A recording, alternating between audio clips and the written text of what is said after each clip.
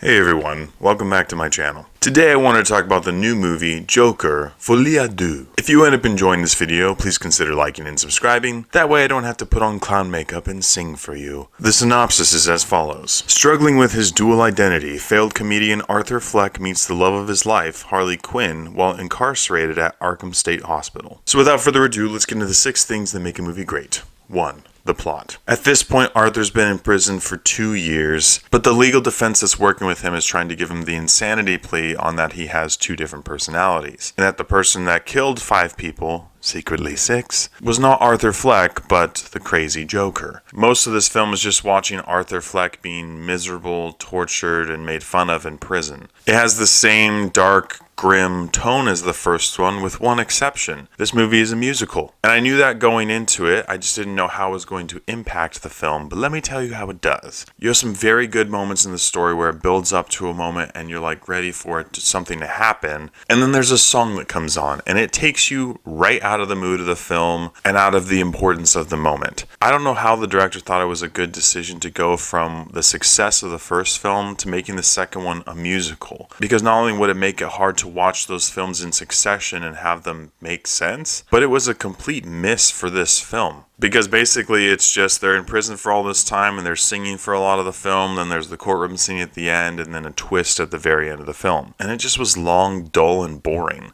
In fact, near the courtroom scene at the end of the film, I said they could have started the movie here, and it would have been a much better film without the music in it. But then came the twist at the end. Now, audiences are pretty split about the ending of this movie, and I thought it was an incredible twist. Like one that would be worth making another movie for. But after how poorly this film is being received by audiences because of it being a musical and not doing anything great, I don't think that we will ever see a third movie. So for me, plot gets a thumbs down. 2 is family friendliness. Joker, Folie, Deux is rated R. It has a mild bit of profanity, but just enough to push it to R rating. A very, very mild bit of action, including a couple moments of brutal violence, 1 sex scene, and a handful of disturbing moments. Just like the first film, the mood of this one is dark and there are disturbing moments, so family friendliness gets a thumbs down. 3 is acting and script. The acting in this movie was fine. I personally really liked Lady Gaga's interpretation of Harley Quinn. I just wish that they would have done more with her character. Joaquin Phoenix did a great job as Arthur Fleck once again, and the on-screen chemistry from Phoenix and Gaga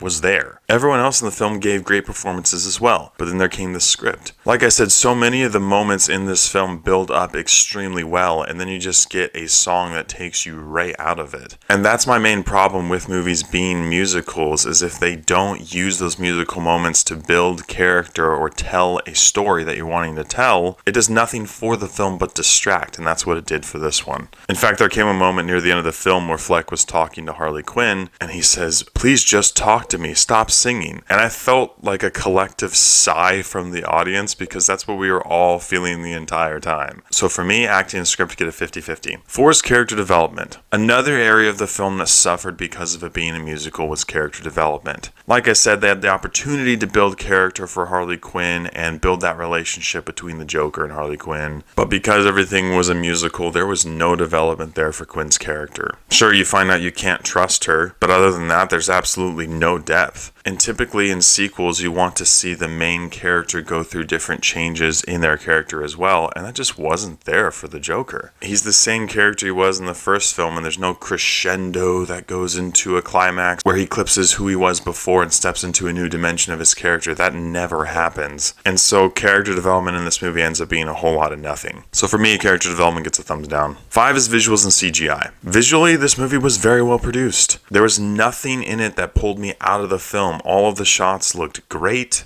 I think there were 1 or 2 moments of CGI, and those looked great as well. And some of the scene and set design was awesome. In fact, there's an element that has to do with the twist at the end of the movie. They did a great job of making that subtle element just noticeable enough that when it happens near the end of the film, you can be like, oh my gosh, I knew something was going to happen, but I wasn't sure what. But those moments only came as a result of having the build-up and then actually having a good moment happen instead of breaking out in song and dance. So for me, visuals and CGI get a thumbs thumbs up. And 6 is rewatchability. Joker Folie à Deux is 2 hours and 18 minutes long. And because of how often this movie breaks out into song, it just felt super long and boring. The only thing that had me holding on throughout the entire film is that it was great at building up to moments that you thought something big was going to happen, and there were finally 2 of those moments at the very end of the film. But for the first 2 hours of it, it just built into a worthless song that did nothing for the film. But this film doesn't even come close to the first one, and the saddest part is that it definitely could have. But even with all the potential that this film had, sadly, I will not be watching it again. So for me, rewatchability gets a thumbs down. With all these areas considered, I have to give Joker Folie à Deux a 3.5 out of 10. Lady Gaga's acting was great, and the others did a good job as well. Some of the visuals and set design were very well done, and this film did a really good job building up to moments that we thought were going to be something great. But the fact that this movie is a musical absolutely tanked it. It did nothing for the film, it distracted from every area that could have made this movie great. There was no character development, the story was boring and it didn't go very far, and most of the things that made this movie actually watchable came at the very end of the film.